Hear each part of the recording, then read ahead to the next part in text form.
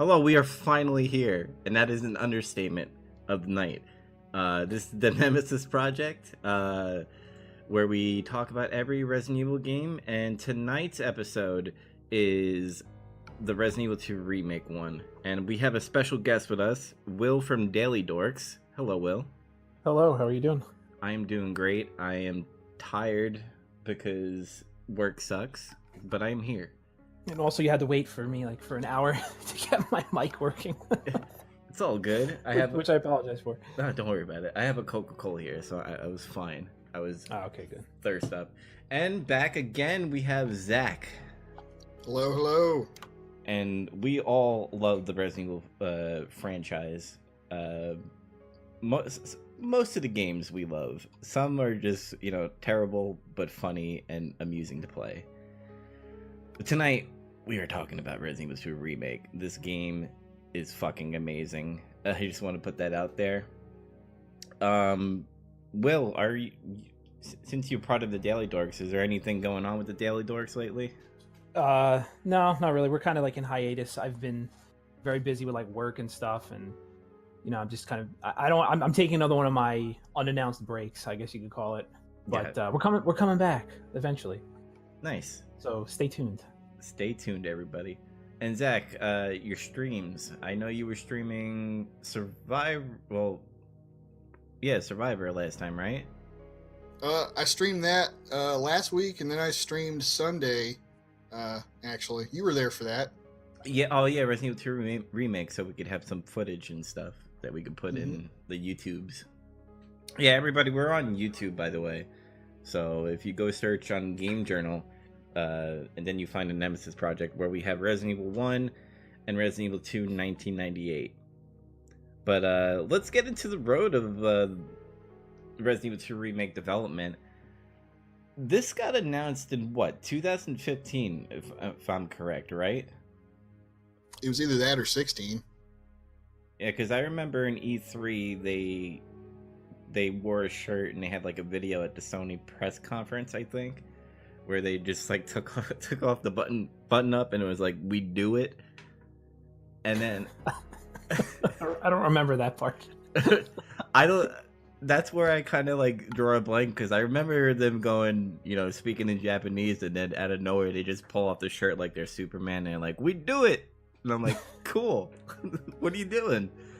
And then they show Resident Evil 2 on the TV, and everybody went nuts. Yeah. I think that might have been 2016, because 2015 was a long time ago. Yeah. And I feel like that would have been too long ago. Well, we've been waiting for Resident Evil 2 Remake for 17 years? Well, when did Resident Evil 1 Remake come out? 2002. Yeah. So yeah, I mean, I guess we've been waiting since then. I never really thought about it that much, but yeah, I guess that's about how long we've been waiting. Yeah, and pretty much after they did the We Do It shirt, either in 2015, 2016, we didn't get a trailer pretty much until 2018 of, hey, it's coming out January 29th, I believe, or 28th. It might have been the 25th. I think it was E3. That was the first time we ever got any footage for it throughout all that time.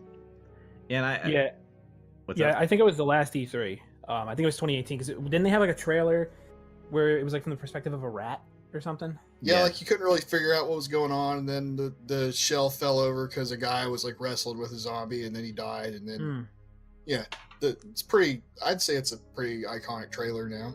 Yeah. Yeah, and then they showed the PlayStation 1 console, and everybody went nuts. That was, even when that got shown on the trailer, I was like, okay, it's a PS1 game. What is it? Until I saw the zombie is when I was like, oh, it's Resident Evil 2 Remake, the one we've been waiting for a long time. But yeah, and then after that, it was pretty much smooth sailing. We're not gonna have a lot of history on the development until later on, probably, when we find out what happened behind the scenes.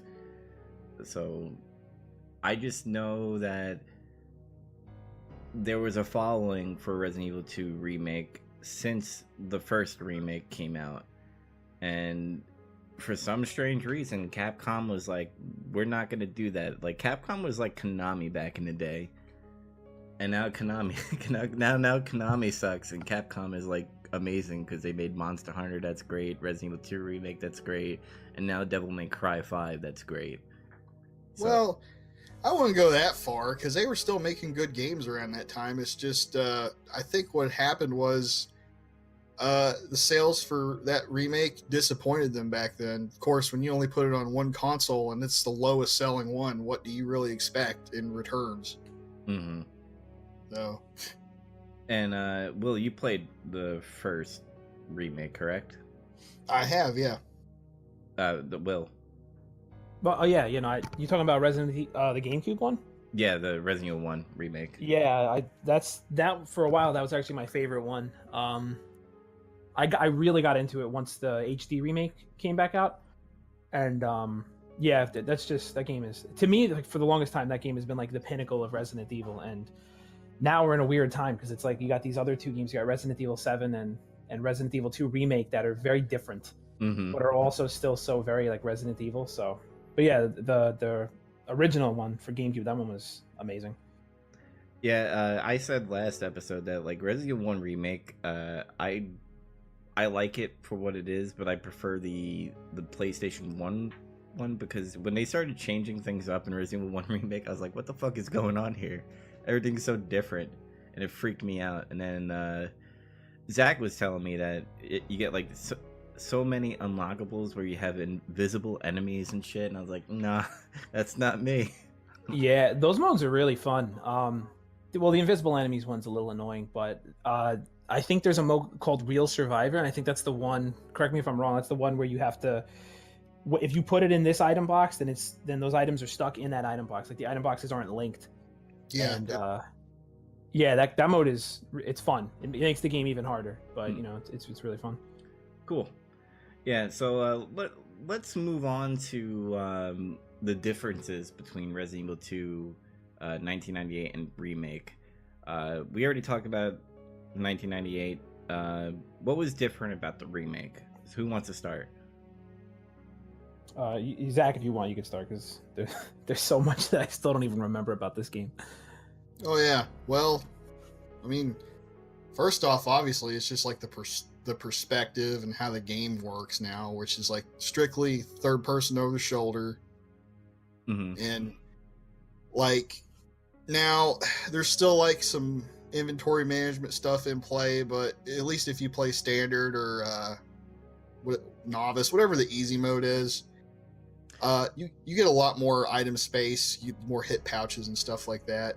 Mm-hmm. Standard is more of like they give you more items, but I also feel like they still stick to the survival horror, where if you use your bullets like too much, you're screwed. You're like shit out of luck. And hardcore is even more fucking terrible when you shoot at the zombies and you miss, and you're waiting for ammo in like 10 to 15 minutes later, or 20 minutes. Yeah, like the standard mode has that adaptive difficulty too. It's the only one that has it, because I think the other two modes have like their own curve that's always in play. Mm-hmm. So even standard sometimes can get kind of rough. I can remember, the first time you fight Birkin, every time I fought him, it was like super easy. And then this one time I was doing another playthrough, I was doing awesome. I had so much ammo, I had so many supplies. I went down there, and for whatever reason, he just was absorbing shots like crazy, and I ended up using a lot more ammo that time. Wow, that's funny you say that, because I was texting Joe the other day when I was playing Scenario B, and that's exactly what happened to me. I wasted all of my ammo on Birkin. Mm-hmm. Like 20 shotgun rounds went on him, and then I think I even had the Magnum at that point, and I wasted all my Magnum ammo too. Oh, can we really talk about this really quickly about that fight? When I brought the Matilda first, and I was like, oh, there's handgun bullets down here. And then if you play Scenario B, you get this M19 handgun, and both the Matilda and M19 bullets boxes look the same, but if you look really closely, it says M19 on it. And yeah. When I was fighting Birkin, I was like, oh, I got the Matilda, I got these bullets, and I go, point my gun at Birkin and no bullets are coming out. I'm like, what the fuck? And I'm trying to combine. I'm like, why ain't this combining? Then I found out there's M19, and I had to restart everything again because I was trying the whole not saving thing. Yeah. The boxes say they're colored a little different, but they actually say they're 45 APC rounds, which Matilda does not use. Yeah. Is that how it works for the whole scenario B? Like all the handgun ammo you pick up is specifically for that new handgun, right? Yeah. Mm-hmm. Yeah, that's annoying. Yeah, it really fucked with me. Obviously the difference between 1998 and Remake is the inventory system. It sticks with the Resident Evil 7 engine, where it has your slots and then it has your like quick draw. If you hit on like up, down, or left or right D-pad, you can take out whatever weapon you want right away. I dislike the inventory system. I kind of like the flashy old ones where, you know, it looks like you're in a computer system in your mind doing all the inventory system. Yeah. What do you guys think about the inventory system? It didn't really bother me too much. I think we talked about this like on a stream or something. I prefer a lot about the old games, but to me the inventory system's kind of just like a cosmetic thing. Yeah. So I didn't mind it too much. I'd say the only thing is probably just from a nostalgic point of view. I like the old ones better, but I think the new one's fine. It's essentially the same thing. It's just like uglier, I guess. Mm-hmm. Zach, what do you think? I kind of feel the same way. It didn't really bug me any at all, actually. It was just like, oh, this is just how it looks, and that was kind of it. Yeah. I know there's a lot of funny mods out there, especially with Mr. X being in a thong, a Speedo, pretty much. Oh my god, I forgot about that. Or Thomas the Tank Engine. Yeah. That there is a mod where you could have... It says the old school inventory system, but pretty much each box has the color blue from the old inventory system. So I'm like, that's not the old system. Don't try to debate me on this. Yeah, I saw that too. Yeah, there's a lot of mods I want to do. I want to do the RE3 mod. I want to have Thomas the train chasing after me because I think it's funny. And I also want to do Naked Leon and Naked Mr. X because I think it's funny. I stumbled upon those by accident on the mod, whatever that website is that they have the mods from. I don't really understand people's fascination. Like I expected Claire nude mods, which I found. I'm like, okay, this makes sense. But then it's like, oh no, Leon too. Mm-hmm. And Mr. X in the song. I just think it's funny because, you know, you see this terrible big dude created by Umbrella Corporation just chasing after you in a Speedo. And I just love the part where he's like bringing up the helicopter and he's just like in a pose like, hey guys, I'm gonna chase you. I'm trying to think what else is different. Obviously the perspective is different. The pretty much the map of the PD is different. Small differences, but if you played the old Resident Evil 2, like, it starts to become familiar with you, even though they changed up a lot of things. If you see the ramps when you first come in, it kind of resembles, not the ramps, the stairs resemble the ramps. In the old game, you had the ramp going up to the desk, and then you had the statue in the front.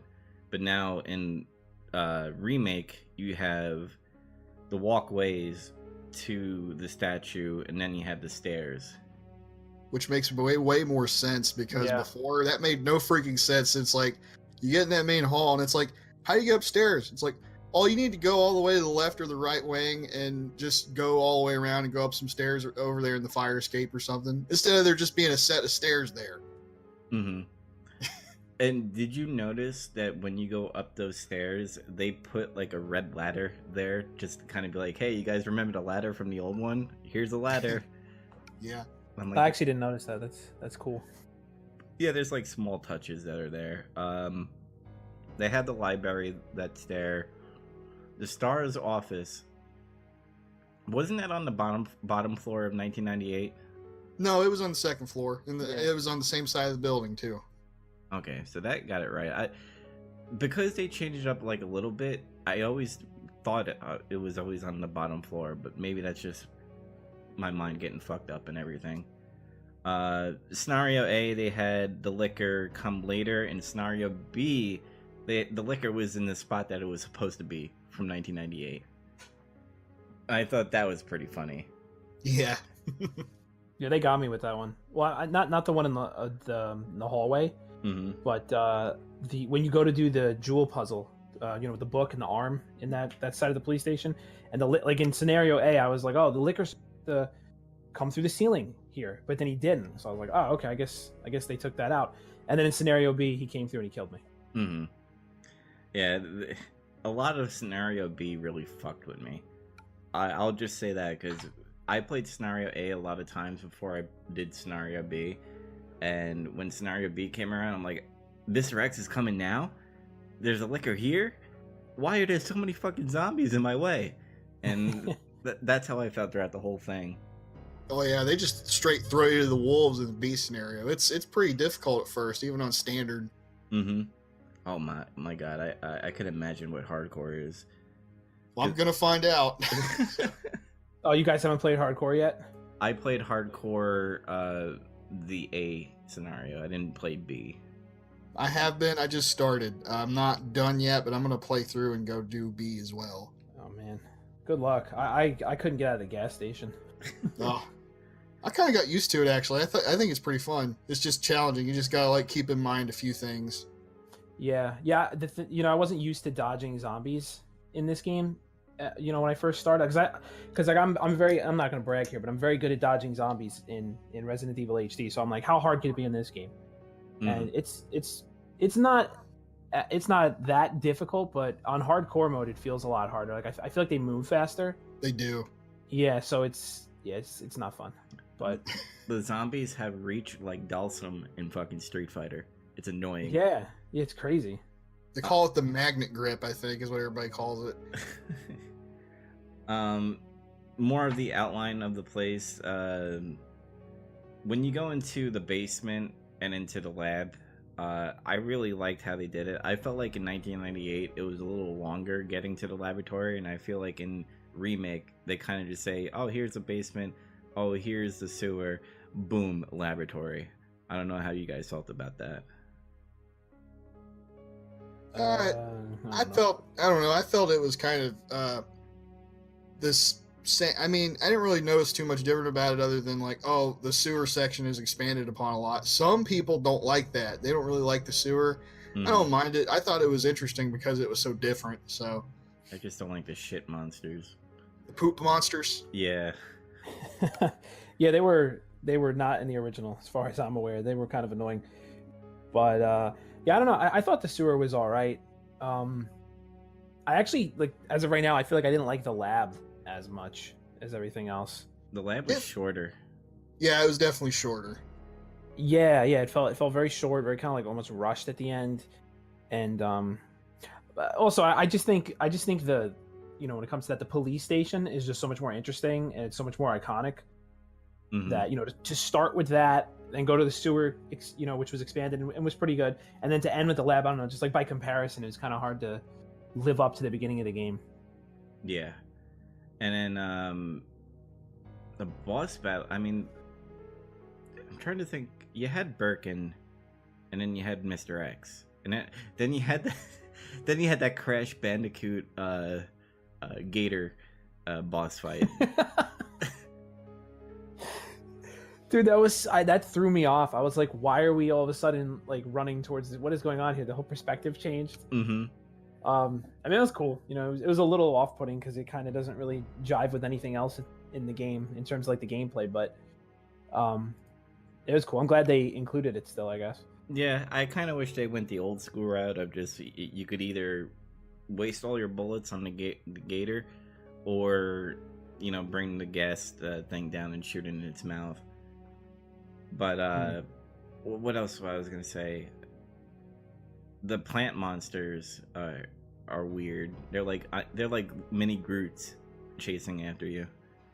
Yeah, that whole part almost kind of reminded me of Dead Space. Mm-hmm. It was very. I seriously, I felt like I was on the Ishimura at some points. I'm like, what? This is so weird. They were cool enemies, but it was just kind of odd feeling for a Resident Evil game. I was waiting for like the little Shabahara plant monsters to attack me, but I was disappointed. Before we move on, is there anything that you saw that was different from the old one and the new one before we move to voice acting and cutscenes? Zach? Yeah, I got something, but it's not really like something I noticed so much. It's just how some people reacted to the perspective change with the game and stuff like that. Where it's funny because like when we got that first trailer that actually kind of showed the game a little bit, and then that it brought the hype up to the surface, you know, and then everybody starts speculating, like, oh, is it going to be fixed camera again? Is it going to be pre-rendered backgrounds? And then it's like, no, I don't think so. At this point, I highly doubt it. But you really did have people that really believed that was going to happen. And then the gameplay came out, and oh my God, like so many people on the internet, like it's not nearly as many as what it would seem like. It's just a loud minority. They lost their shit. And they're like, well, I can't believe this. I don't want to play this game now. It's not fixed. I'm like, did you really expect a fixed camera angle at this time? You know, the year controls we live in. That's not going to happen, man. We're done with that. It's just not coming back. Yeah, I was one of the people that really wanted it. But when I saw the trailer, I was like, okay, this is fine. This looks good. I mean, I wanted it too. You know, I still love that kind of gameplay. But, you know, I'm fine with it not being that way either, because I know it's like most people don't like it. Most people, for some reason, can't really wrap their head around the controls and never really get used to it. I don't know. Yeah. I mean, like the argument people always make is that the fixed camera angles kind of added to the horror element, like the tension, because you felt like you didn't have control.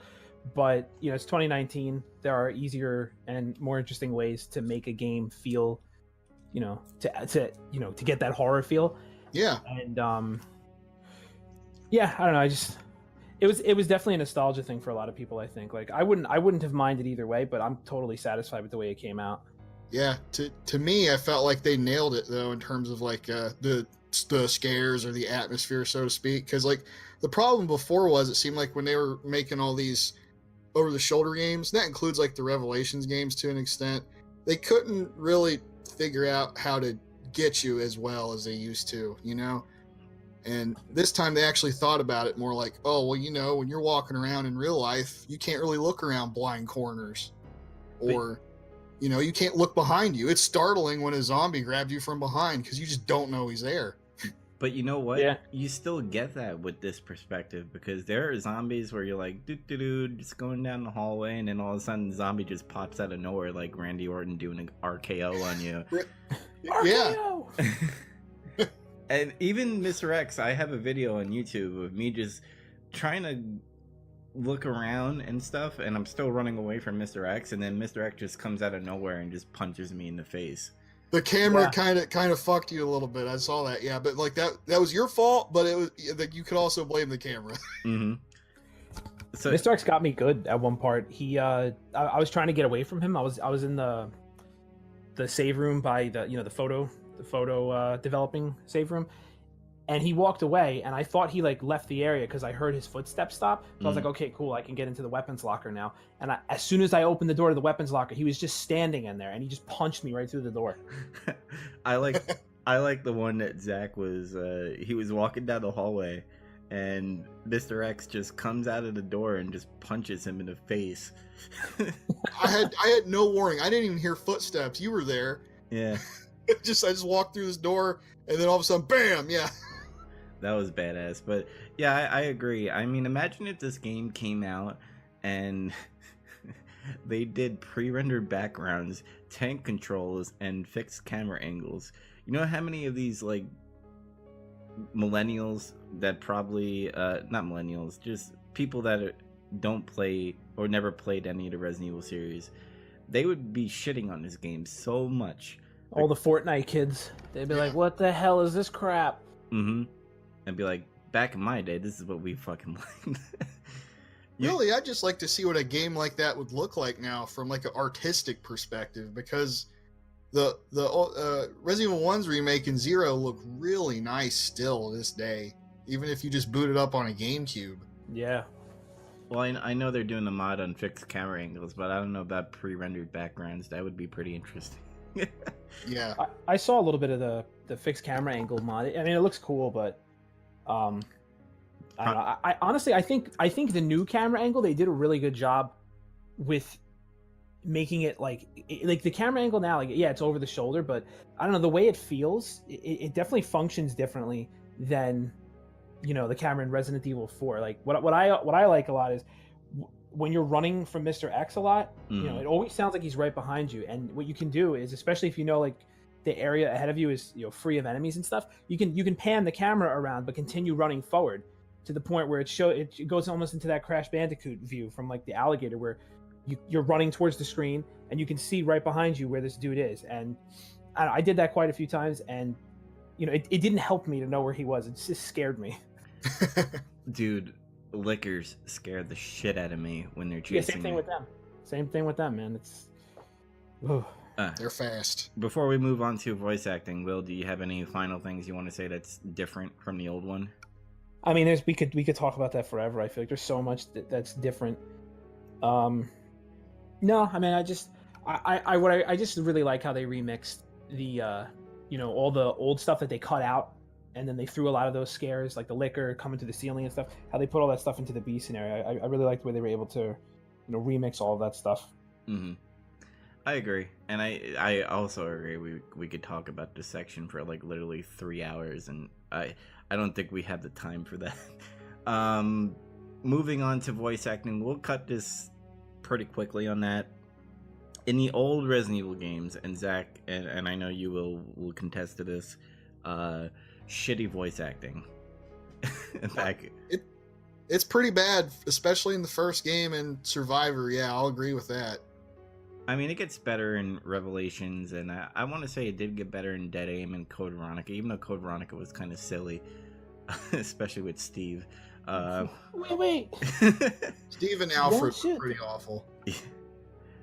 Barry Burton and watch out, Jill. Whoa. This hall is dangerous. Joe, were you there when I was streaming it? Mm-hmm. And I did the whole voice acting mod from where you can mod the original voice acting into the HD remake. Yeah. Oh my god, it's so good. I loved what the hell was the one line? There was one line that like killed me. Oh, it was the Richard line.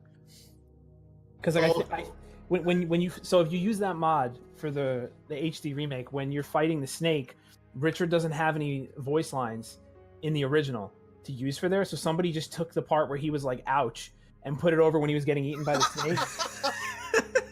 It was so good. That's awesome. Oh man, I love mods. Yeah. The voice acting in the remake was interesting because it was good, but it also had that campiness where it was like, oh man, Leon, you sound like a fucking idiot. Yeah. I'm trying to remember, like, there was some that was weird, but every time Leon got bit, like, he sounded like he was saying, like, oh, phooey, even though that's not what he actually said. Like, he didn't want to curse, but, like, when Claire, when she gets mad, she's cursing up a storm.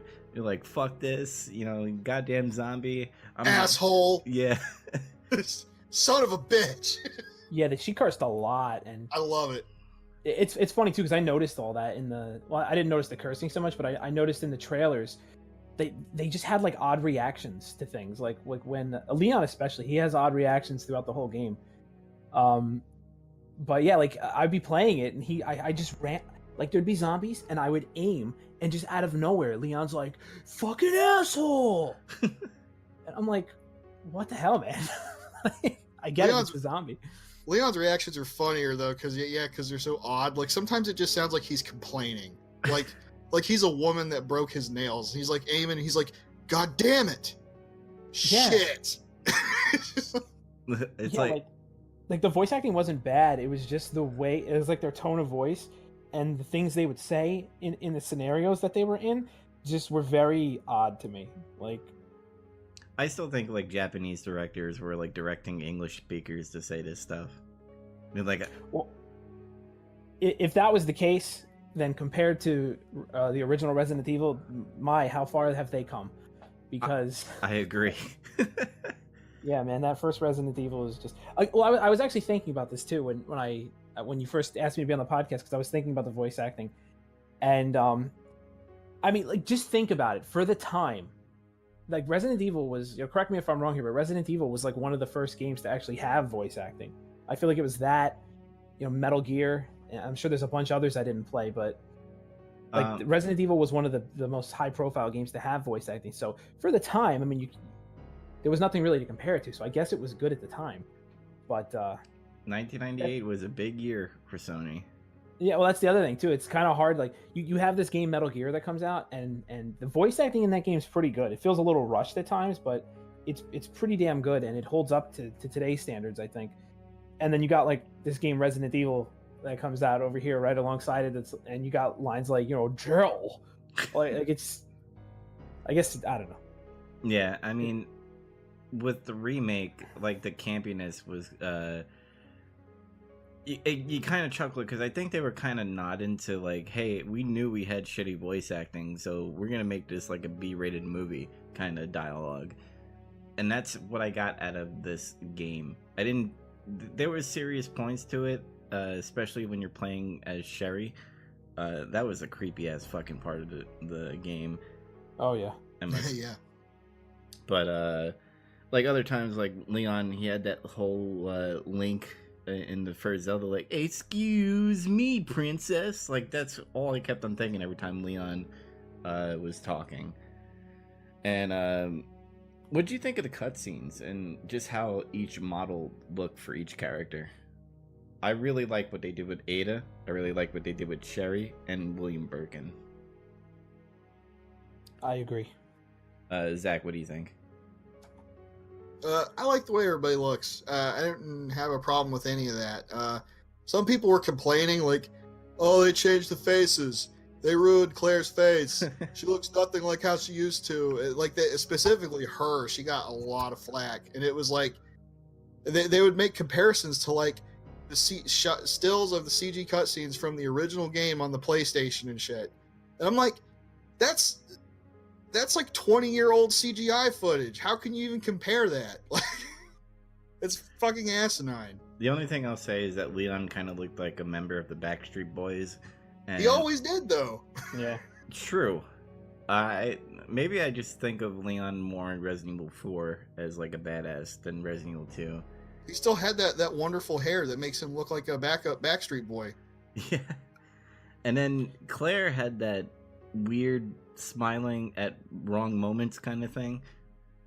I guess, but it's like if you go to take a look at the face model that they, took inspiration from, like, it's basically her face.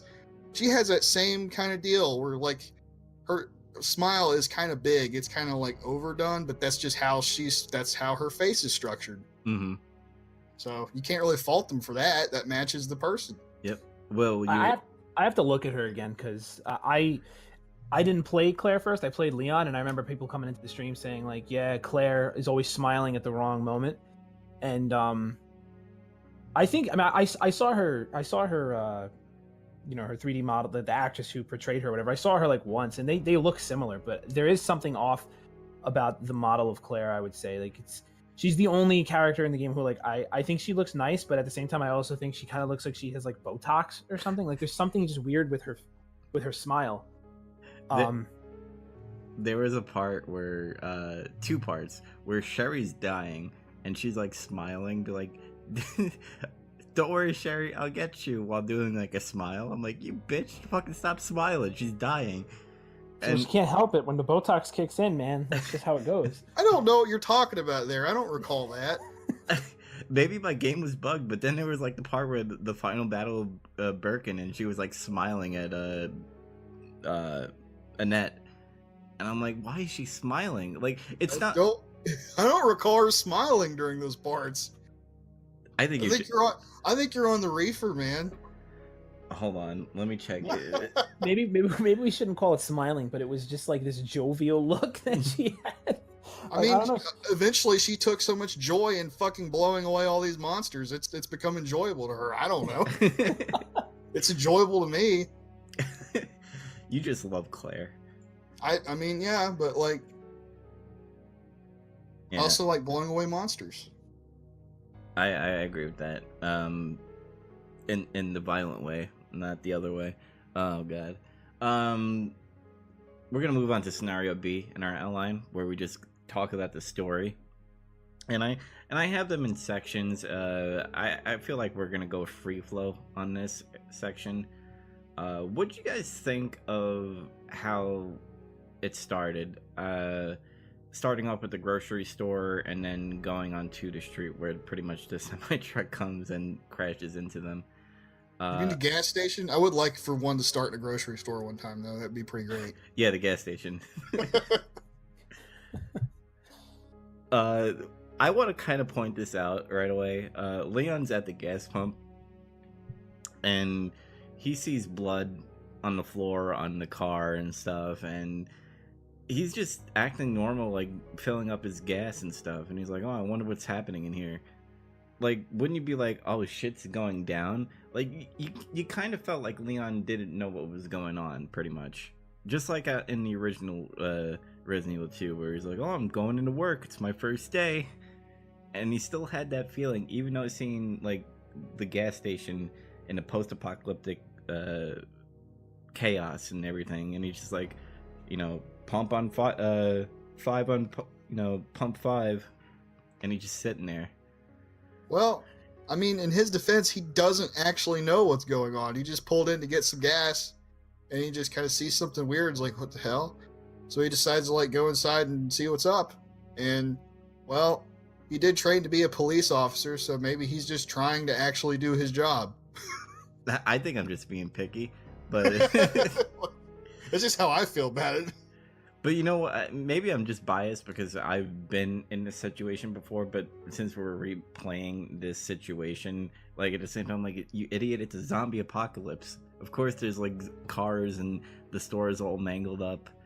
But he doesn't know that. I know. You gotta get to the character, man. You gotta look at it from his perspective. I gotta roleplay like Leon and be a whiny little bitch. This is a role-playing game. Some people actually think that, by the way. Yeah, and they're stupid. Wait, what? What's the argument there? It's a role-playing game? People believe that it's an RPG in a way, and I'm like, there's no leveling up, and there's no quest or anything. I'm like, where do you see an RPG in this? There's no stats. Basically, ignorant people that don't actually know anything about video games and play walking simulators actually think that. I mean, it's a role-playing game in the sense that you're playing a role, but I mean, that's not what really people associate role-playing games with. It's like got to do with, you know, stats and like what you said, quests and stats and all that stuff. Yeah. That's weird. People are odd. Yes. People are very odd. The internet is odd. The PD section I did enjoy because of nostalgia.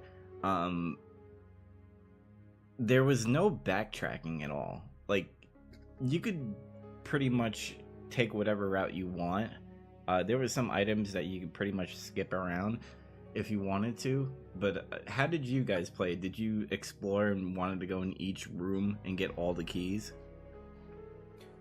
Yeah, I tried to do everything that I possibly could. I mean, it helped that I was streaming it a lot of the time, so you guys on the stream were helping me whenever I think everyone on stream helped me with the whole what's it called, the stars badge. That's like a USB drive, and then it had like some other like secret thing you had to get with it. Like, people helped me with that, but yeah, I'm so bad at like finding my way around in these games. Like, always lose my way. And the fact that this game didn't have fixed camera angles and everything was open actually helped me in this game. But yeah, I don't know if I did too much backtracking. I just kind of went wherever I felt like going, wherever it would let me. Yeah, and the game was kind of linear in a way. Like, even if you did rush through the PD section and then you went into the basement and then you came back up, it kind of gave you a second chance being like, hey, you didn't really search through here. Do you want to do it? And you just say, fuck you, I'm still going. And skip a lot of items that, like the two keys for the locker room that you can get more items like an inventory space, a knife, and bullets and all that. That I did. That I made sure to do once I found out that you had to get those like keys or whatever to fix the keyboard. That I made sure to do because I was like, I need some freaking weapons up in here. Mm-hmm. Zach, how'd you play the PD section? I pretty much, went off memory somewhat and then kind of learned new layout as I went. There is backtracking because you'll find a lot of doors that are locked, and then you're like, oh, it's just like before. I got to find the suit keys and go here and there. Like this, there's a steam blowing through this doorway. How do I get through the steam? Stuff like that. And then, yeah, there's all like the little optional kind of extra items you can get if you want to put in the work to do it. You can skip a lot of items and not pick them up. And that's one of the things that drives me crazy about watching other people play this game, be it on a stream or in real life, how people just skip over stuff. And it's like, there's fucking bullets right there, man. Like, that's important. That's also the stuff that gets you killed. It can, but I don't know. I mean, I guess I got so good at this game, it's just I don't care. I just run through all this shit and just get everything. I don't know. Like, there was in both of your streams that I kind of went like, oh man, what are you doing? Like, I know a lot in Will's stream when you first played it, because I already played it already. And my pet peeve, and this is nothing against you, this is pretty much any streamer that I watch, is like when I know something right away, I kind of want to say it, but I know the golden rule of backseat gaming, and I tried not to be like that guy. I'd be like, hey, you're supposed to do it this way, and like type it really quickly, but you ended up saying, hey, I need help. Yeah, I had most people get that rule, and which I appreciate. Some people kind of just come in and they just assume like we're doing a walkthrough here or something, and we want to get through it as fast as possible. And I get both sides of that, because it's like, as a person watching it, I guess it can get boring a little bit when, because I was lost for a good like 20 minutes, I think, when I first played, and I thought I looked at everything, and it turns out there was just an open door that I didn't walk through. But yeah, no, I appreciate you not backseat gaming, but I did ask for help eventually because it is still pretty different from the original. So like, I thought I was going to go into it and be like, I'm going to be able to do everything because I remember the original vaguely, but no, there's enough that's different in this game that you kind of.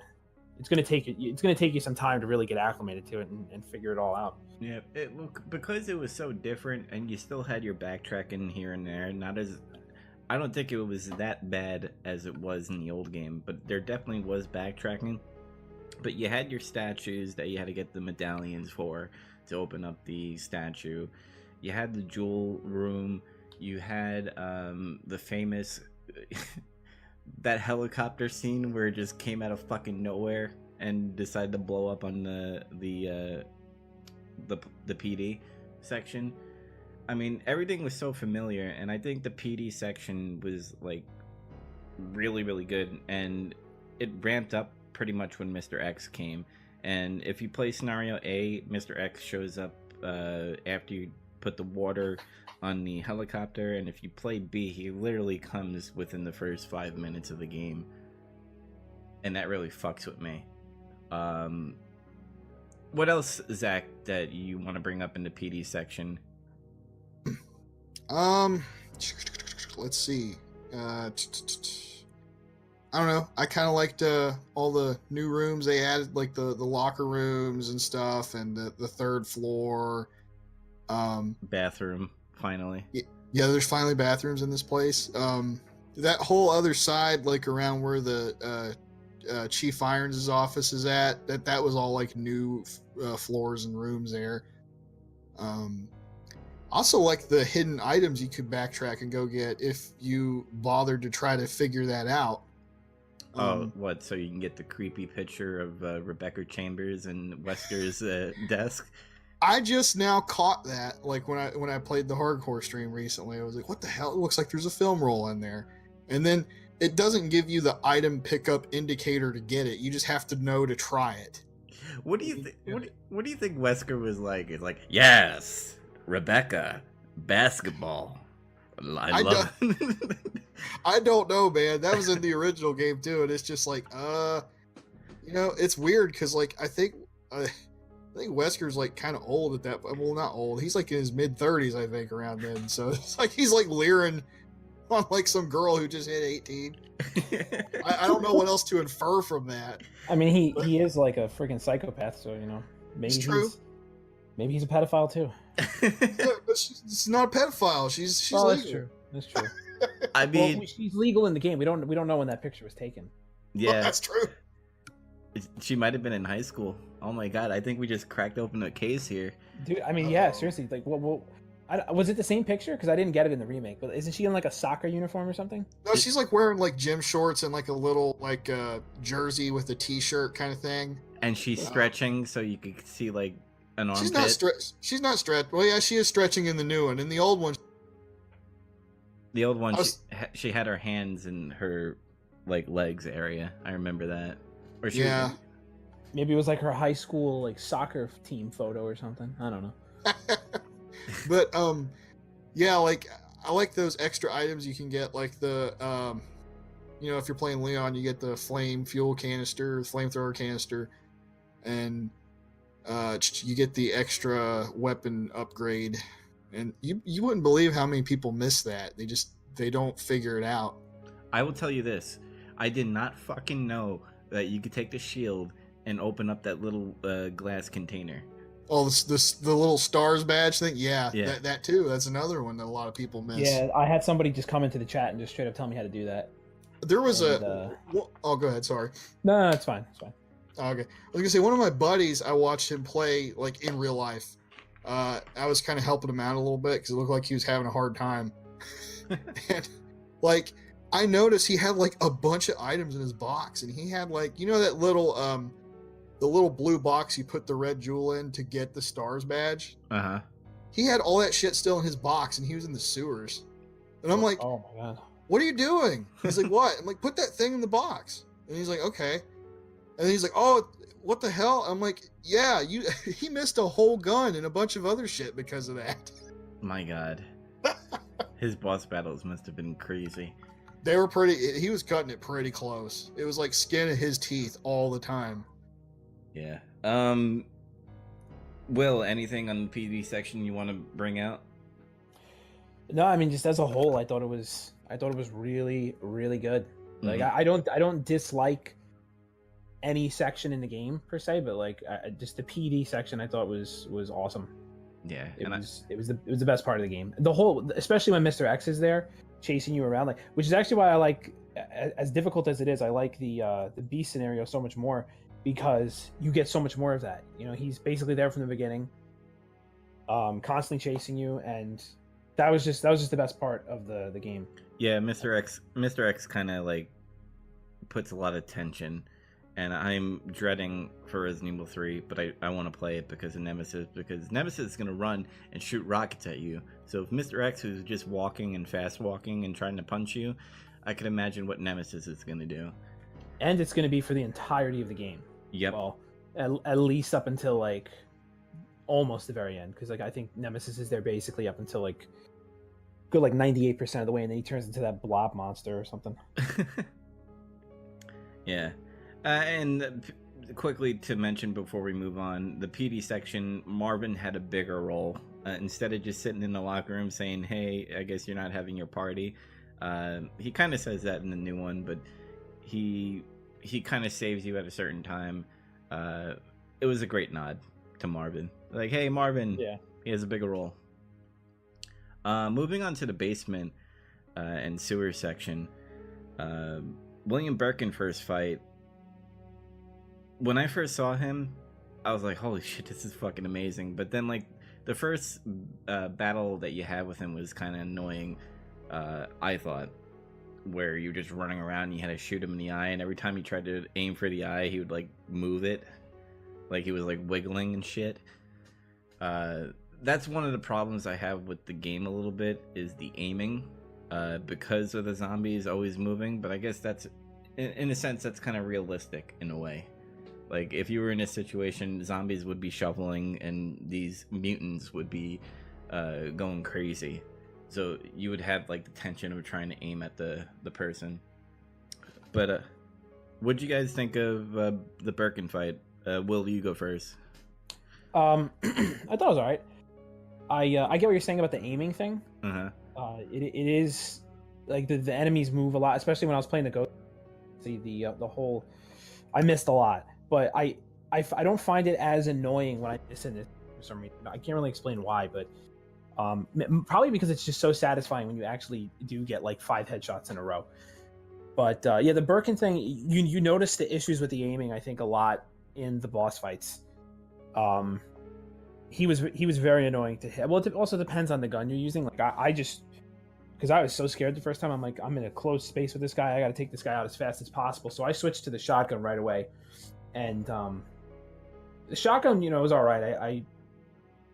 You don't really miss with the shotgun. Although the way the shotgun in this game works, it doesn't have very good spread damage, so I guess you kind of can miss with it. Mm-hmm. But yeah, I just straight up went with the shotgun on him, and in the A scenario it was all right. I was telling you before that in the B scenario I wasted 20 rounds of I just straight up emptied my entire 20 rounds into him, and he was still going. And then I had to waste my Magnum ammo on him. Yeah, the M19 threw me off, so we talked about that before, where I had to restart the whole game and do that fight again. Zach, what about you with the William Birkin fight, the first phase? I liked it. I know what battle it was kind of aping in the first game. It's the one where I can't remember. Yeah, when you play as Leon, you meet him in the same form too, I think, depending on how you play. Like you'll meet Birkin and he just has like a pipe, and he's at his smallest size at that stage. And in that one, it's like super easy. You kill him pretty quick if you just hit him a few times. But like in this one, it was a little more challenging. Like, I know I said before I kind of beat him very easily, but I feel like that was because the adaptive difficulty was doing it. But yeah, when I played in hardcore, yeah, he took a little bit longer to actually down. And it can get harder the further it drags out, because eventually he'll flip out and start hitting pipes in that area, and it causes a bunch of steam to like permeate the area, and it obscures your vision and stuff. Yeah, and then he starts to like jump like Incredible Hulk, and then pop out of somewhere else and grab you, and that can get annoying. Yeah. What were you gonna say, Zach? I was agreeing with you. Oh, okay. Kind of quickly, we could go to the second Birkin fight. That fight pissed me the fuck off. One, that crate that you move around with the crane and stuff, too fast. I thought, because when I hit the button, I'm trying to like lure him in where the crate is, and then try to move out of the way. But every time that crate hit me, and it was annoying. But I found a strategy where you just had to use the flash grenades and then shoot him down where he kneels and shit, and that's how he would, that's how you would defeat him. What about you guys? What did I do? I'm trying to remember. I think, yeah, I think like once the first time I did that fight, I did not know what was going on, and then I eventually realized, I'm like, oh, I have to hit this button to push the crate back. Once I did that, I just would run around the area shooting him until I got him to fall down, and I'd immediately just beeline for the button, click it, and I think on the normal difficulty, it's just you do that about 2 times and he's done. Mm-hmm. But yeah, the first time though, it's cool. It's a little it's funny. It's almost like it's designed to not be difficult, but like because I was so scared, because I'm like, shit, I'm stuck in this area here. He's right on my tail. He's chasing me. I didn't realize at first that you could hit that button. I'm pretty sure he actually killed me the first time, because I didn't even. I'm like, how am I supposed to fight him around this giant crate? But yeah, then I figured it out, and he died. Yeah, the whole intensity of that was crazy. Zach, did you pick up on it right away, or did you have like me, the trial and error of trying to defeat Birkin in this second phase. No, I think I actually did figure it out pretty quickly. Oh, so I'm the dumb one here. I mean, I can remember what happened. I kind of walked in the area and like I saw everything, and I'm like, I'm in this little tiny space, you know, that you have. It's like a big, I don't know, like a scaffolding or something. Mm-hmm. And I'm just like, I saw the computer there, and I'm like, oh, okay, I see how this is gonna be. This is gonna be like a scripted boss battle thing. I guess it's just where I played so many games. It just that stuff like I can just pick up on stuff like that immediately. Usually. Mm-hmm. Yeah, it was pretty interesting. There was a lot of trial and error in this game for me. Probably because I'm not a good gamer, but whatever. Oh man. I'm not a pro gamer. I'm not MLG, 360 no scope. Not a lot happened. I mean, we could talk pretty much about the Sherry scene where the Chief Irons was like, "Hey, I got Sherry. She's hostage. You got my damn pennant. Bring it to me, or nothing will happen to her." And then you kind of go into Sherry at the orphanage, doing this whole creepy puzzle thing because she's not too strong to take down a cardboard and tape on the wall. That puzzle's dumb. That's the only puzzle I don't like in that because it just doesn't. It's so dumb. Mm-hmm. Like, also, wouldn't this guy who's really intent on holding her hostage, check to see whether or not there's like a hole in the wall? No, he's too busy thinking about stuffing that girl down there he captured. Yeah, that's the mayor's daughter, right? Yeah. Man, that's another creepy scene. Then you get to play as her in the Ghost Survivor mode, right? Yeah. Mm-hmm. Yeah, I don't think I played that one yet. Yeah, I didn't do the DLC yet. I did the two survivors, so. But yeah, like that scene was. I know on hardcore it's a little hard, but on standard it's pretty easy. Just you have to hide while he's looking for you, then grab the keys and then get out of there. And then William Birkin's like, "Hey, that's my daughter," and fucks him up and like impregnates him with monsters in his stomach, which I believe are the poop monsters that go to the sewer, if I'm correct, right? Right. Yeah, there? I think so. I think they're called Mature G's, which sounds really fucking weird. That sounds like a rapper name. Like I'm Mature G, bitch. Like, that's awesome. I kind of want to make that my gamer tag now. Yo, why are these scientists so bad at naming things? I don't know. I just think Japanese were. I just don't know. I'm just gonna leave it there. I still call them poop monsters just because that sounds better to me. Yeah. Yeah, and in the poop monster, like in the original one, it's like you have this boss fight that is like on a bridge, and in this one, it's kind of like you have 4 of them, but you could just totally just ignore them. You don't have to. I think there's like one you have to fight because he's in your way. And you can just shoot the eyeball. You can ignore them. It's kind of hard to sometimes though, because they grab you. Sometimes you try to run past them. Mm-hmm. And really, in that area, I mean, it depends on how good you are, or how much the adaptive difficulty fucks you. But you gotta have some sub weapons there, or something. It's harder for Leon. You really need some weapons if you're playing him. But if you're Claire, you got some flame rounds, your grenade launcher, you'll probably be okay. Mm-hmm. But, yeah, Claire has such an easier time with her weapons. Like between the grenade launcher and then that electric shock weapon that she got, whatever it was called, Spark Shot. Yeah, those dudes go down so easily with those things. Mm-hmm. So easily. Yeah, when Leon gets the flamethrower, it totally torches him. It's pretty much made to kill those things. Yeah. Implants. Yeah, the IVs too. Yep. The quickly Ada's thing. I think that was another part of the game where I was like, oh man, I do not want to do hacking of using this device to find the fan controls and the door unlocks. I kind of just wished that I was just Ada going to point A to point B and stuff. I did not dig the whole hacking the system kind of thing. What do you guys think about that? Yeah, I actually didn't really think about it too much, but I agree. I would have rather just been out there, attacking stuff, shooting people and things.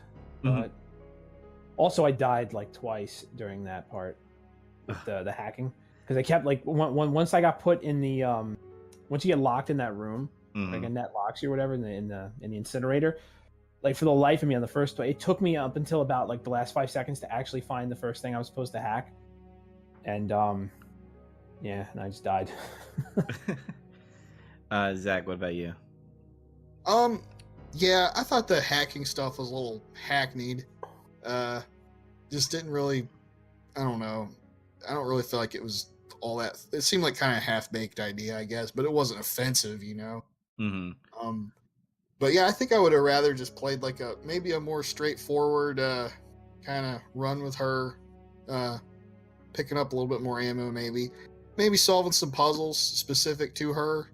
Like it could have been like, I don't know, maybe if it was something more like there's kind of a fairly difficult puzzle you need to solve with her, she could do it. Maybe she uses her little hacky bullshit to help her. Mm-hmm. I think that maybe would have been better. Why couldn't she use her hacky bullshit to just like hack our way out of the parking garage?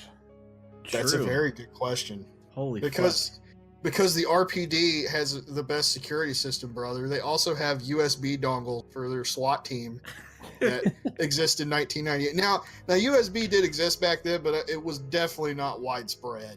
Yeah, and yeah, I think maybe the first time I saw a USB drive was in like 2004 or 5 or something. I was like, why do we have these like fancy things in 1998?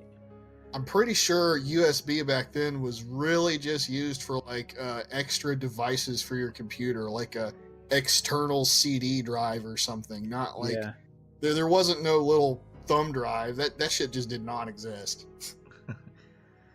Yeah, and then it was hidden in like a jewelry box because it's a Resident Evil game and it has to be difficult. It also feels like something you'd get in like a loot crate, like the whole like, oh look, it's a Stars badge.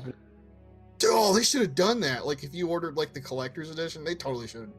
That would have been cool. Like I remember I used to subscribe to, and every now and I think I got like a Game of Thrones like House Stark USB device. I'm like, oh, that's really cool. It's not very useful because it's kind of hard to plug into things, but like that's what it felt like to me. I'm like, this just feels like a loot crate item that would be sort of useful. Yeah.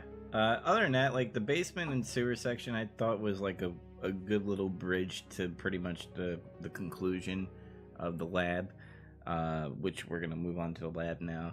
We did talk about the plant section.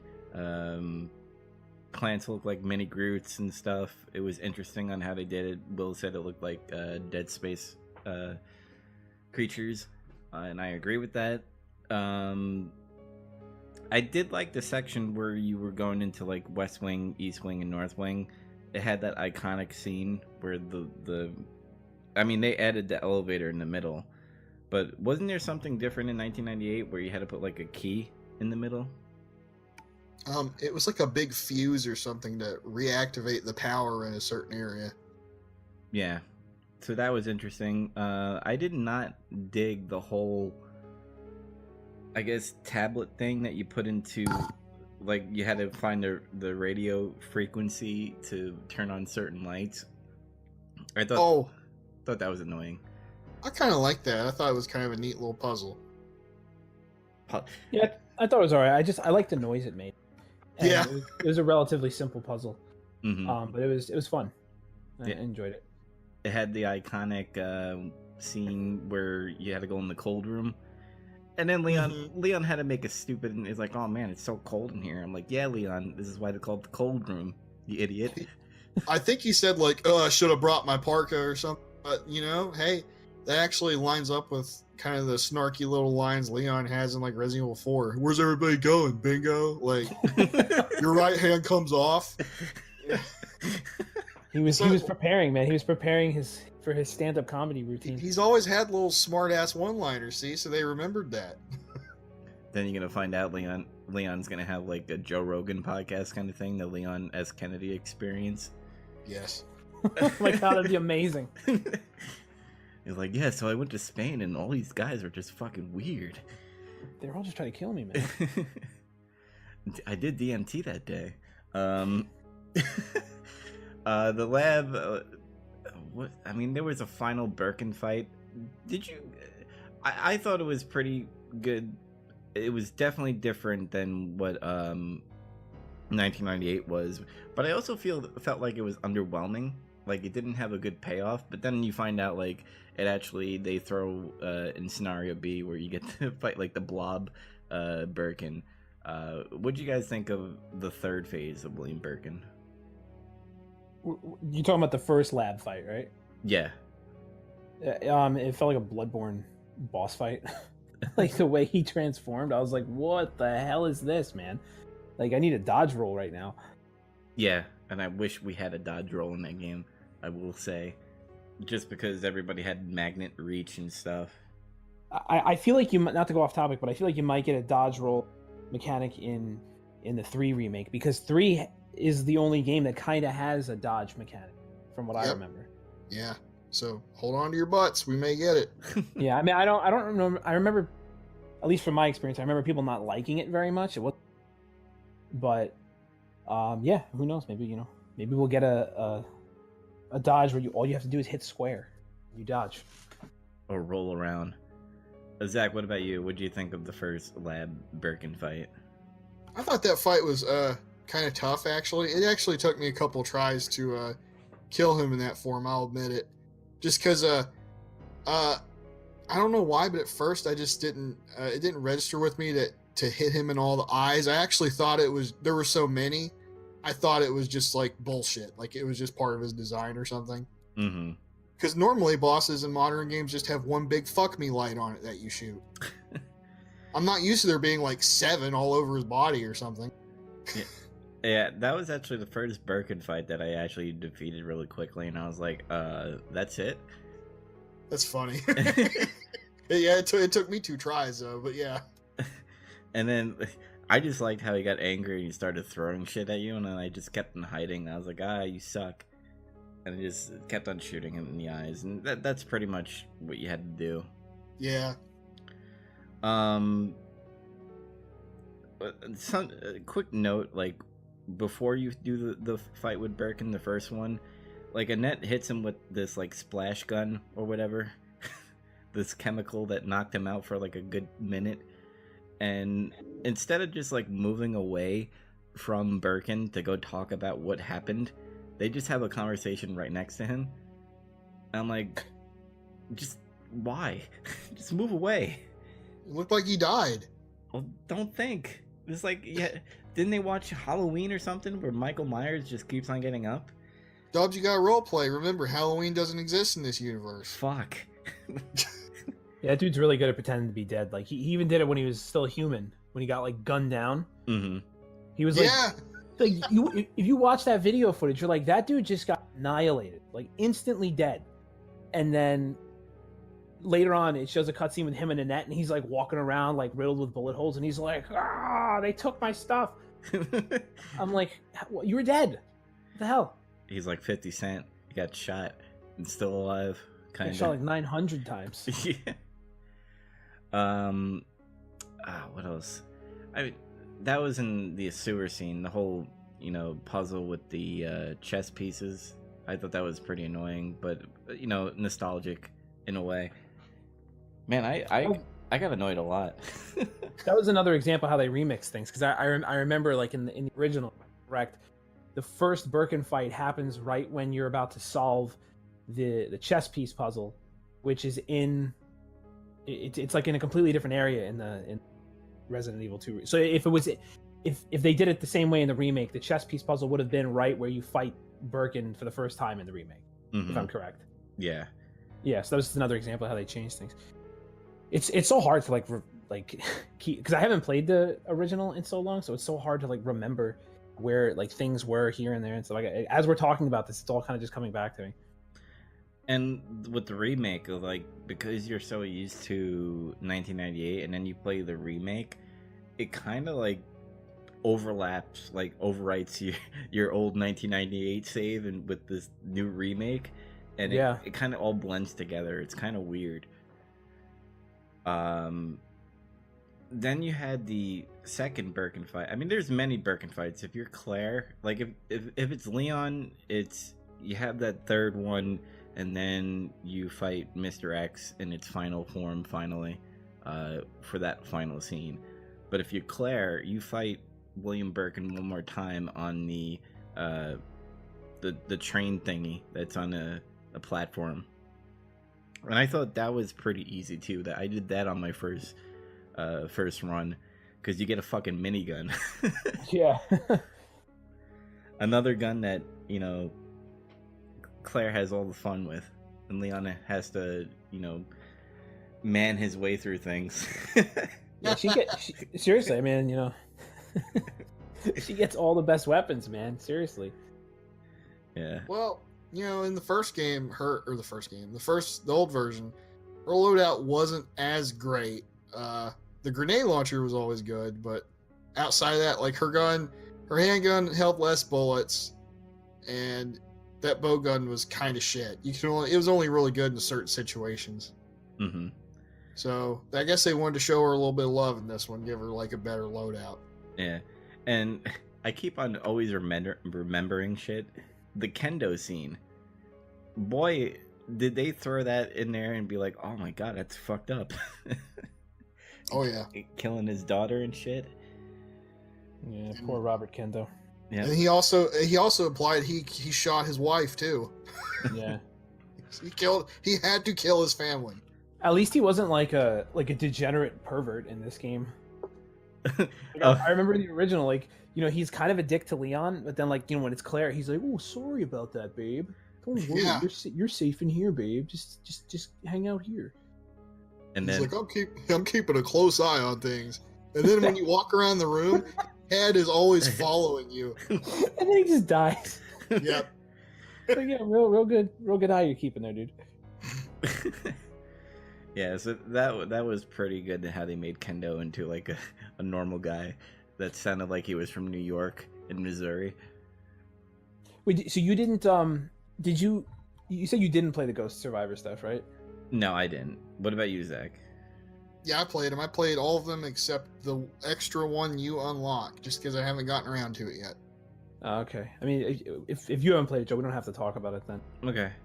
I mean, we could do a quick mention when we do the Survivor missions. Kind of gonna end the lab section here real quickly.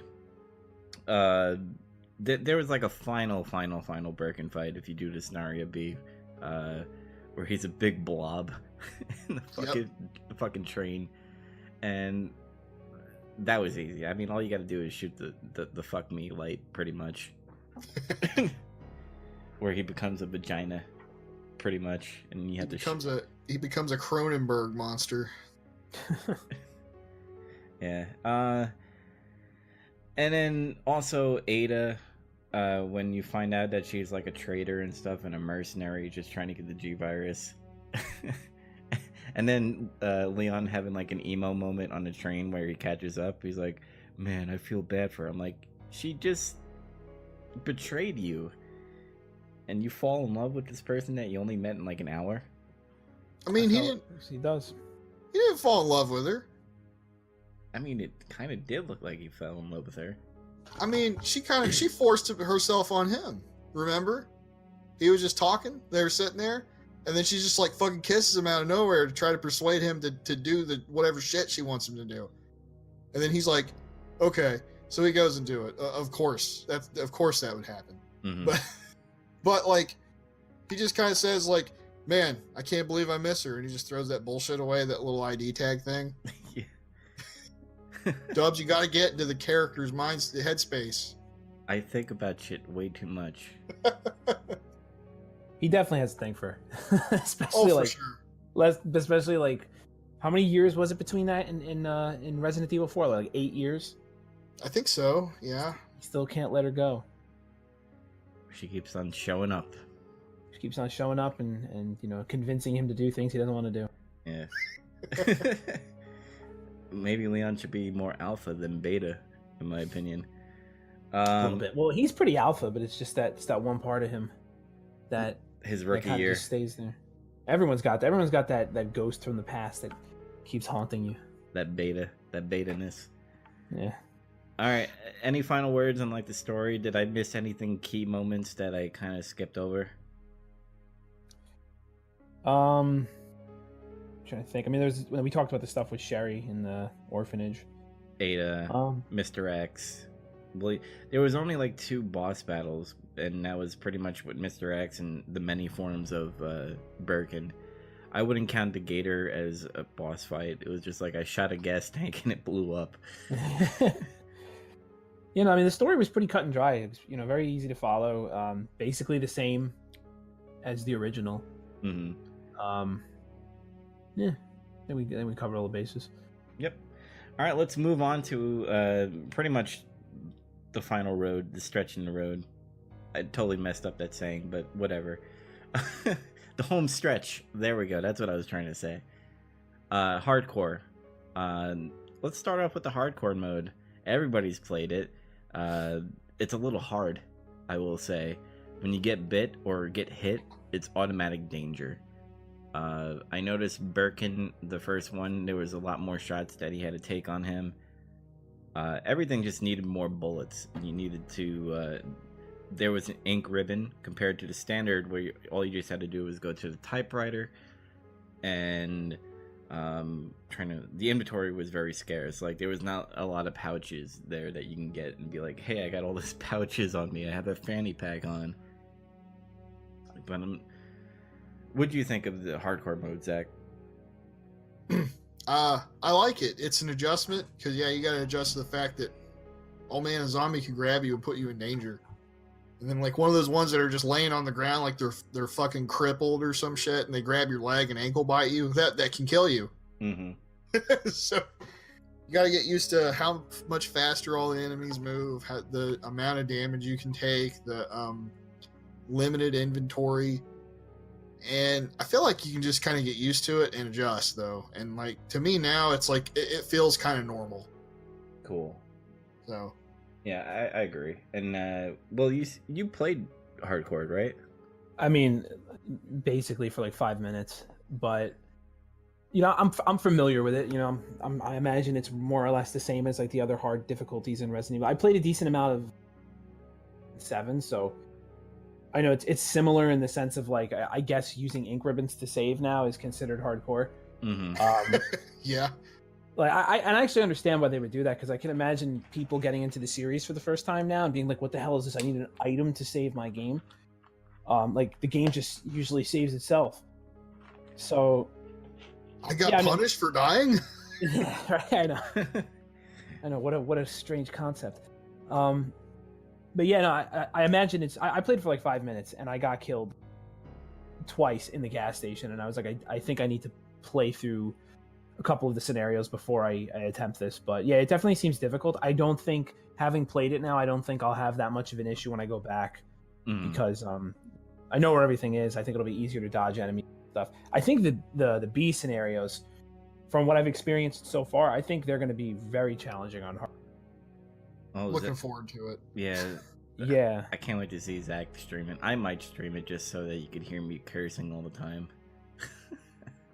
Nice. Yeah, no, I think it's gonna be fun. Because not to go off topic too much, but you guys played 7, I'm assuming, right? Yeah, I played on Madhouse. How did you like that? I fucking hated it. I hated my life, but I did it. I mean, that game felt a little different just because, at least for me, the way I played it, on the normal difficulty, I rarely killed enemies. I ran away from everything. So, you know, when it came to Madhouse, it's like, okay, I'm used to this already. I'm just gonna run. Yeah, that game, the enemies, you can be like, peace out, motherfucker. I don't need to kill you unless you're a boss. Yeah. Yeah, but we'll get into that when Resident Evil 7, when we review it. Yeah. Survivor missions. I will talk about Hunk and Tofu really quickly. If you remember in the 1998 version, you had to do a lot of shit, a lot of S ranks, and a lot of not saving to get this. In the remake, all you have to do is do A and B scenario, either in standard or hardcore, and you get it. And Hunk was easy because you have weapons. Tofu, on the other hand, all you have is knives. And pretty much, like, liquors were fucking me up the whole time. And then when Mr. X got involved, I couldn't even do it. Zach, how'd you deal with it? Well, yeah, Hunk's pretty easy. Playing Fort Survivor with him. I mean, well, at first when you play it, you probably die a few times because you're trying to figure out like exactly what you do. And to me, like after I finished it, now I can just finish it whenever almost. Mm-hmm. I feel like if you really want to get good at dodging zombies and enemies in this game, you play that because it will make you get good at it. You have to get good at it, or you won't complete the mode. And then Tofu is another one. It kind of does the same thing. It makes you think about dodging even more because you have to, because all you have is a knife. Mm-hmm. Now I know there's like weird tricks or something with the knife that you can do. Like, so I think somehow you can like lock lickers down and just run away from them or something. I haven't tried to look into it yet, but even without that shit, I almost finished it. I think I got to the part where you're almost at the gate and I died there with Tofu. So I think I can do it. I just need to keep trying. Yeah, and you played the DLC, right? So I kind of want to know about Kendo, and what was the other two? So I know you had like Catherine or something like that, and another umbrella person. You play as the mayor's daughter, Catherine.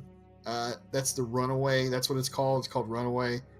And then you play as one of the USS guys that were in Hunk's unit that allegedly he survived that attack and he's getting out of there with the G virus sample.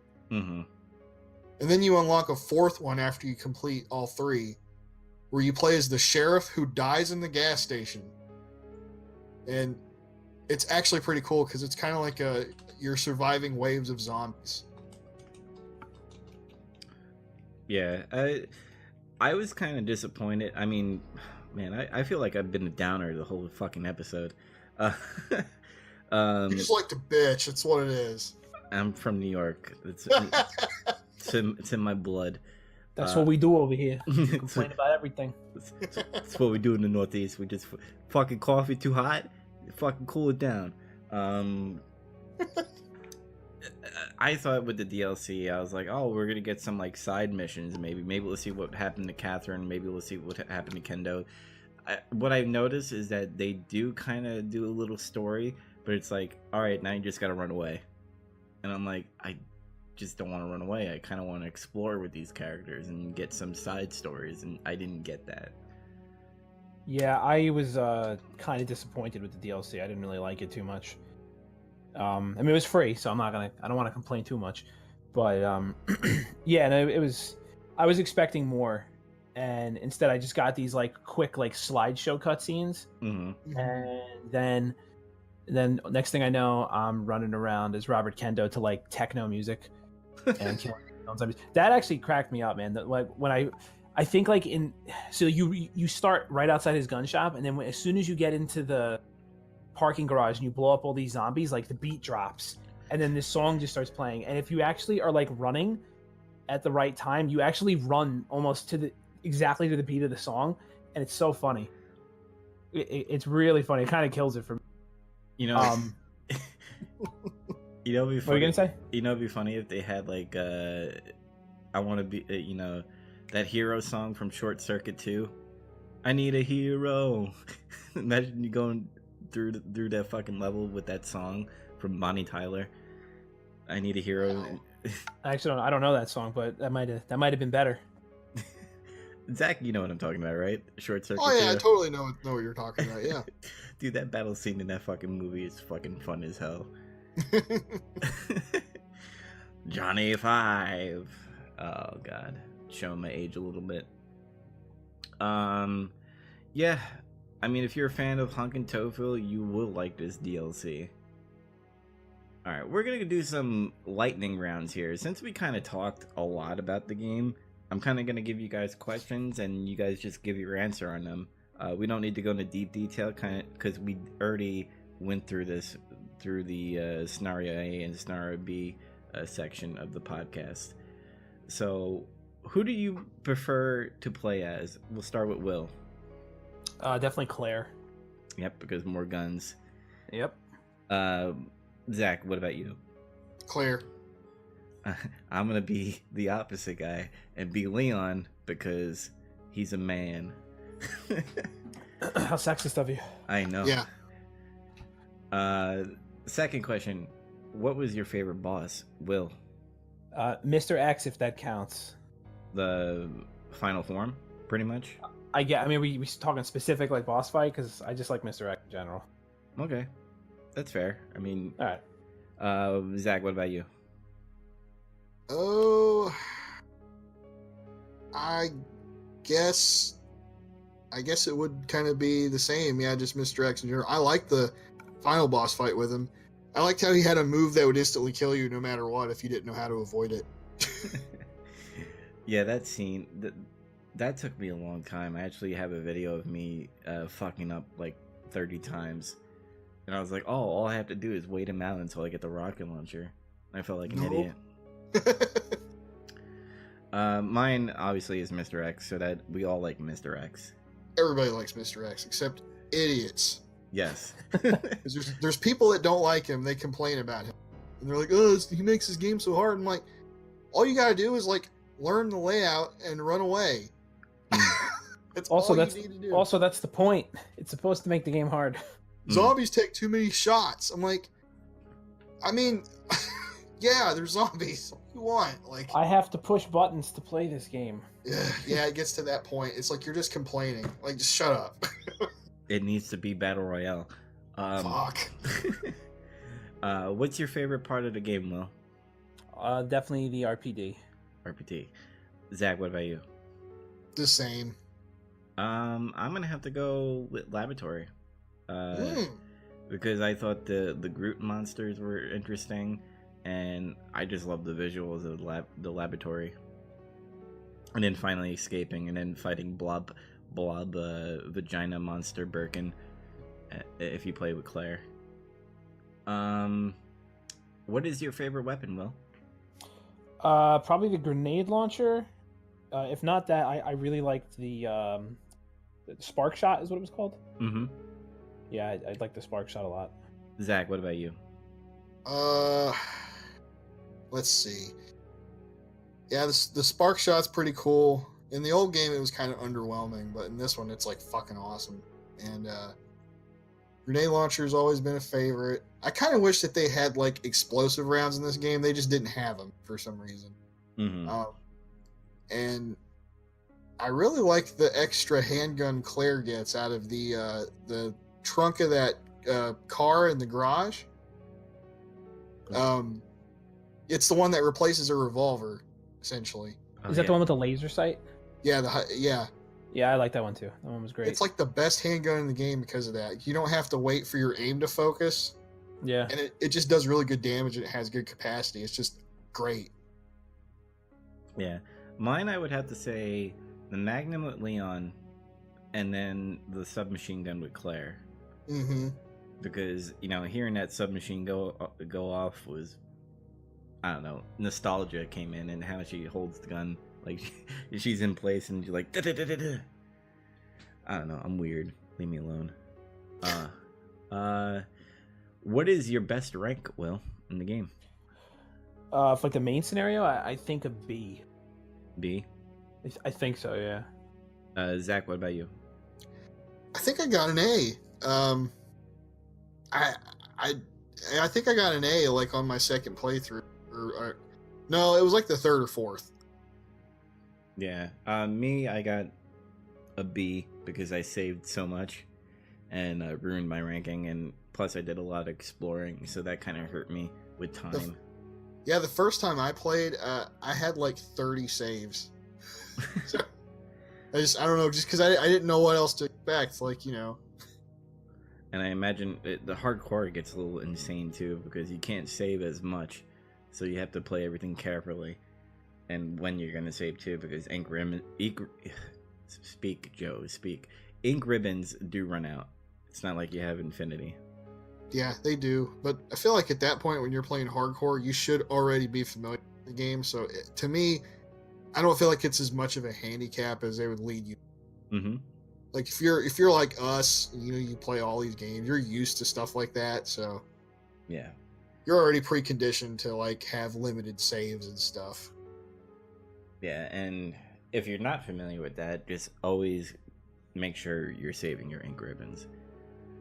Yeah, or go play Fortnite or something. Yeah, go play Battle Royale, you fucking noob. We're gonna move on to our final section, and it's gonna be pretty quick. Any final thoughts before we move on to our rating? Do you have any final words, like we're at a funeral for Resident Evil 2 Remake? Starting with you, Will. I really liked it a lot. As of right now, I haven't finished Kingdom Hearts 3 yet, so it's my game of the year so far. I think this is a very good direction for Capcom to be moving in. They seem to be going in a good direction in general, like you said earlier, with Monster Hunter, Devil May Cry, hopefully Mega Man at some point. If they're going to keep doing this. But yeah, no, I really like it. I loved 7. Hated 5, hated 6, but I loved 7. I couldn't believe how good 7 was.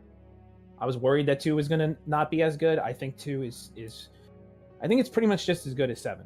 It's different, but it's just as good. It set a new standard for what a Resident Evil game can and should be, and so I'm very satisfied with it, and I really hope that Capcom keeps doing this. They keep going in this direction, and yeah, overall it's very good.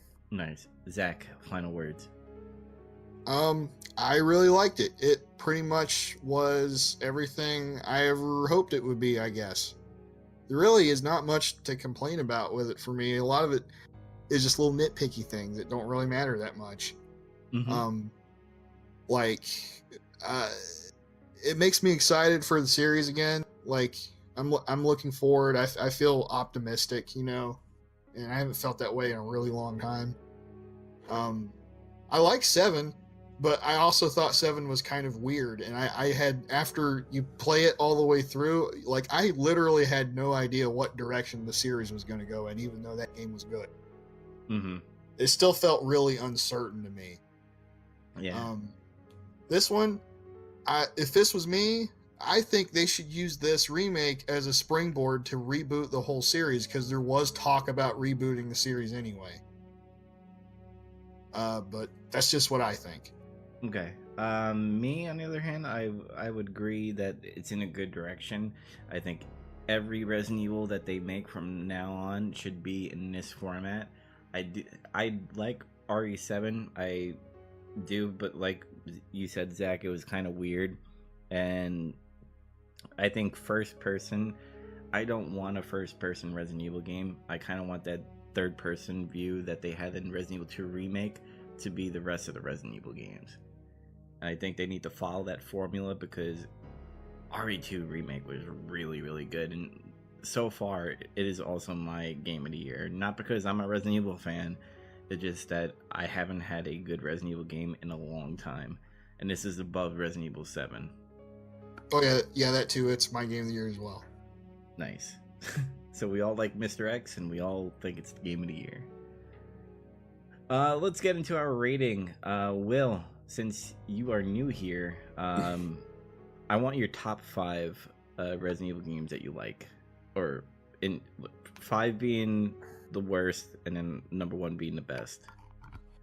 Let's see here. We got. This is a little hard. Can I start from 1? Sure. I would definitely say I still think Resident Evil HD is my favorite. I still think that's like, the pinnacle of the series for me. Following that, I guess I'd say this might change at some point, but I guess I'd say 2, the remake of 2 right now. R2 Remake. Followed by 7, followed by 3, and then 5th would have to be Resident Evil 4. That was very difficult for me to do. Yeah, it's I kind of, forced it on you. It's okay. It's hard to make. I mean, I could tell you much more easily the games I don't like. Those are definitely the top 5, though. I'd say I love each of those almost equally. Cool. All right, Zach, we're moving on to our big list. At the moment, you have Resident Evil 2 in 1998 at the number 2 spot, and you have Resident Evil 1 at the 5 spot. Where do you put Resident Evil 2 Remake at? Okay, so I'm going to shift things around a little bit. Oh. I'm going to put new RE2 at the number 2 spot and put the old one at 3. Look at you. This could change still because I'm running through a lot of the games I have not actually played in a while, so things could change. Okay. I have Resident Evil 2 1998 at the number 3 spot and Resident Evil 1 at the 7 spot. I am putting Resident Evil 2 Remake at number 2 spot. So looks like me and Zach have identical number 2 and 3. Yeah. I wonder what number 1 is. I have actually a good am idea curious. for me. What is number 1? Or are we not talking about that today? The way we do it, because you, I mean, we're gonna change this probably when you come on more episodes, but we have all the games are 13 games. So Resident Evil 1, Resident Evil 2, Resident Evil 3, Remake, Outbreak, and all that stuff. I think we left out R2, Resident Evil HD, but that could still be classified as Resident Evil 1. But we do, like, every episode we put a game in there. So, like, right now we're doing Resident Evil 2 Remake. That's why we added it to our list. I kind of wanted I wanted your top 5 just in case you're not on some of the episodes. Okay. Yeah. But you're welcome to come on the rest of the episodes if you want to be on all of them. Definitely. I'd love to talk about 3. Maybe in some of the other ones. I'd have to really, like... I'd want to replay some of them.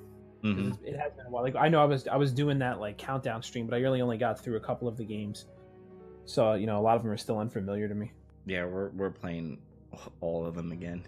So our mind is... Nice. Yeah. Well, that's the end, pretty much.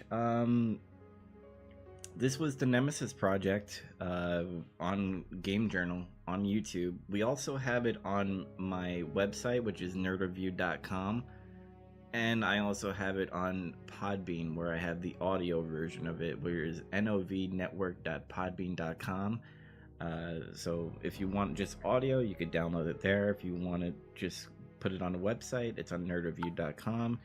And if you're only YouTube only, like that's the only website you go in your entire life, go on YouTube and type in Game Journal, and it will be uploaded there with some footage that will be edited there. Will, I want to thank you, and it looks like you're going to be coming on more episodes, so you're probably going to be seeing more Will, who is part of Daily Dorks, who's on a hiatus at the moment, you said? Yeah, I mean, I always do this. I kind of, like, get busy with real life, and then I kind of stop making... You can follow me on Instagram, though, where I post stupid videos all the time, so... What's your Instagram, if you want to plug it? What is my Instagram? I don't even know the name. Oh, it's Dr. Dr. Dr. Dinosaur Music. Nice. And he did do my intro to Escape from SideQuest, which is me and Andy. We do our video game podcast. It's really good. That's actually one of our most downloaded episodes. Is the the debut of the intro you made for us. Oh, nice. Well, I'm glad you guys like it. And I thank you for making it. Yeah, you're welcome. Zach, what is your next stream? I guess I am gonna finish the Claire A hardcore playthrough soon. And then I'll probably switch back to Survivor for a hot minute because it doesn't take long to beat. It's an hour and a half, pretty much. Yeah, and so I'll actually finish that out, and then I suppose I'll bounce back to Leon B hard, and then I'll move on to Code Veronica. And I think I'm gonna stream Resident Evil 3, kind of to refresh my mind on it. And probably some Kingdom Hearts, because I need to start playing that. I know that's not Resident Evil, but whatever. It's a good game so far. Yep. On that note, everybody, I thank you for stopping by for Resident Evil 2 Remake. This is one of our longest episodes that we recorded. Actually, it's on the nose. We did an hour and a half. But thank you guys for stopping by, and see you next time for Resident Evil 3, for part 3 of the birth episode. See you guys later. See ya. See ya.